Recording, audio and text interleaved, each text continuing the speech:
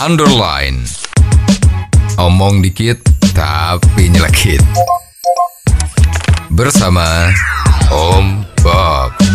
Temukan di channel YouTube Om Bob Indonesia.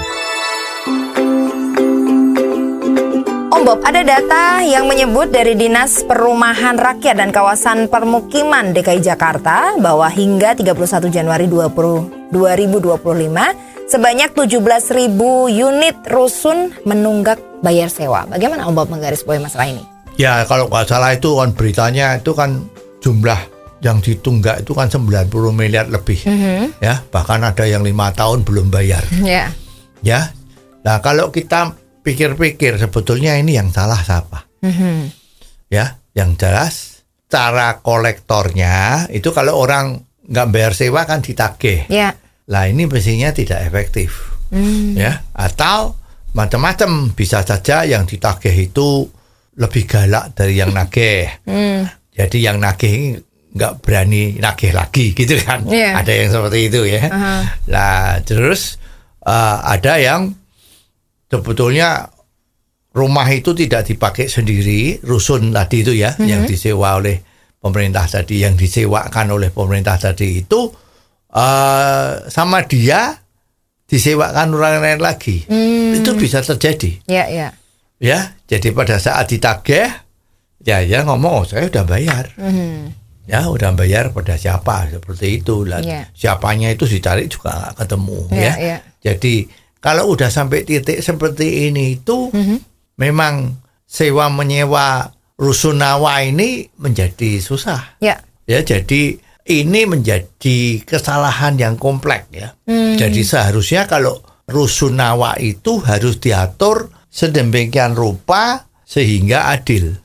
Adil dan lancar. Semua itu tergantung dari kepatuhan atau bagaimana aparat penegak hukum itu melakukan tugasnya dengan baik. Jadi misalnya aturannya adalah kalau menunggak 2 bulan, ya maka dia diberi peringatan terakhir, kalau tidak bayar maka bulan ketiga itu harus dikeluarkan dari rusunawa itu. Ya ini apakah sudah dilaksanakan? Ya, nomor 2, yang menyewa itu harus betul-betul belum mempunyai rumah. Dan ini datanya kan dilihat dari BPN kan. Apakah si A, si B tadi itu memang betul-betul nggak punya rumah.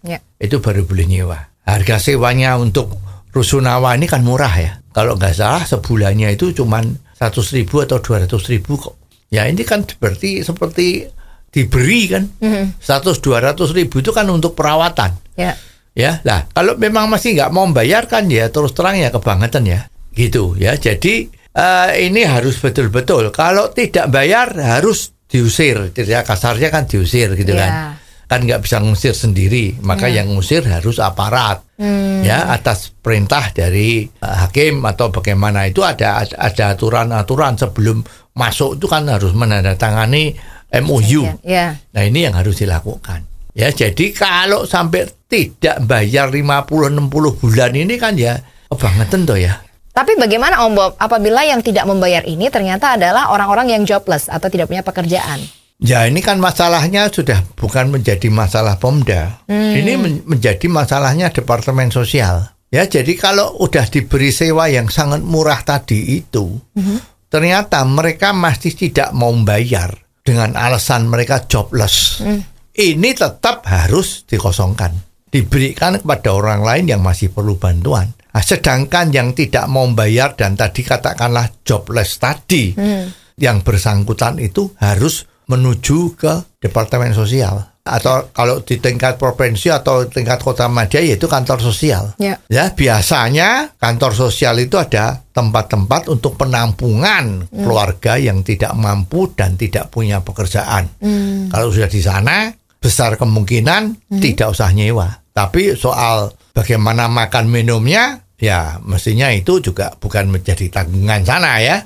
Jadi memang ini menjadi dilema. Tapi memang inilah yang terjadi. Kalau kita lihat tunawisma di Amerika, itu kan juga menjadi tanggung jawabnya pemerintah untuk memberi tempat tinggal.